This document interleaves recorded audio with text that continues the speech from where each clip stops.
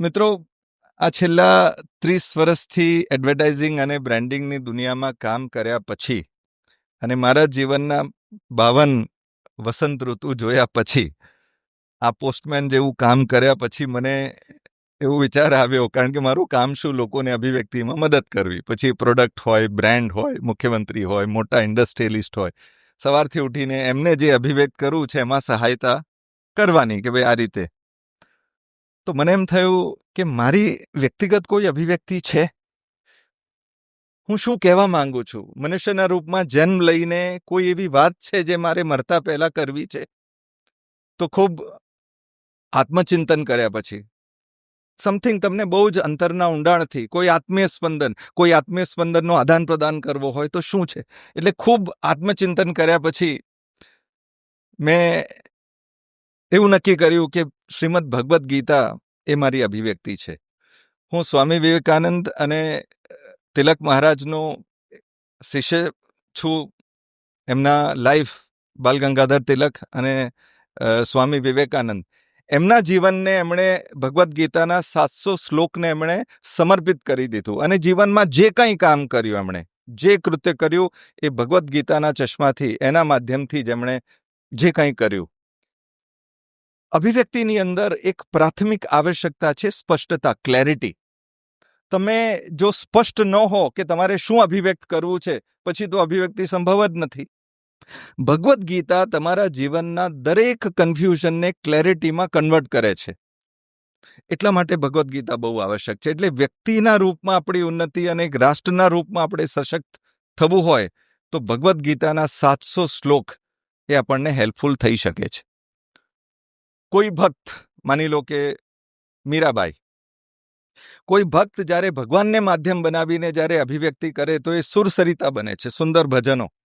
અને જ્યારે ભગવાન પોતે કોઈ ભક્તને માધ્યમ બનાવીને, કુરુક્ષેત્રના રણભૂમિમાં અર્જુન જેવા ભક્તને માધ્યમ બનાવીને જ્યારે એ જ્ઞાનની અભિવ્યક્તિ કરે છે તો એ ભગવદ્ ગીતાનું સ્વરૂપ લે છે. ભગવદ્ ગીતા એ પરમપિતાની અભિવ્યક્તિ છે, એમની નિતાંત અભિવ્યક્તિ છે, મારા અને તમારા કલ્યાણ માટે. એટલા માટે હું અને મારી ટીમ, અમે લોકોએ કણ કણ કૃષ્ણ નામથી એક વ્યાખ્યાન શૃંખલાનો આરંભ કર્યો છે. અને સમગ્ર ભારતની અંદર અનેકો જગ્યાએ આ વ્યાખ્યાન થઈ ચૂક્યું છે. અને 4 મહિના પહેલાં અમે લોકોએ એક યુટ્યુબ ચેનલ કણ કણ કૃષ્ણ નામથી અમે સ્ટાર્ટ કર્યો છે. અને we are trying to build the community. તમને જો એમાં ઇન્ટરેસ્ટ હોય તો કણ કણ કૃષ્ણ યુટ્યુબ ચેનલ ચોક્કસ આપ એમાં જોઈન થજો. મને 20 મિનિટનો સમય આપ્યો હતો, હજી 1 મિનિટ બાકી છે. તો એક બહુ જ અંગત વાત મારે કરવી છે. મેં તમને કીધું કે મારી માતૃભાષા મલયાલમ છે, ગુજરાતી નથી. ગુજરાતી મારી શીખેલી ભાષા છે. મારી ઉંમર જ્યારે 28-29 વર્ષની હતી ત્યારે હું તુષારભાઈને મળ્યો.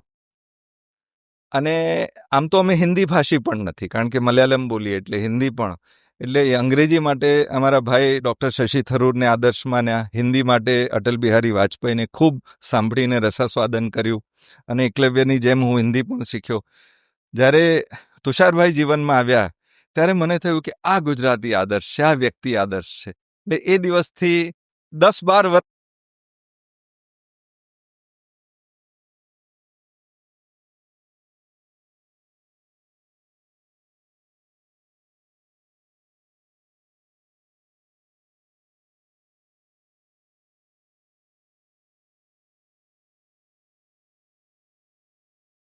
સાર્વજનિક રૂપે મારે તમને થેન્ક યુ કહેવું છે.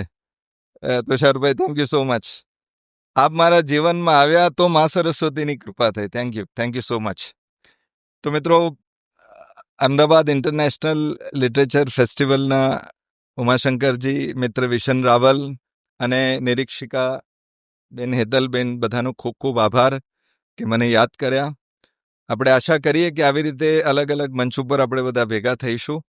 Thank you so much. Hare Krishna.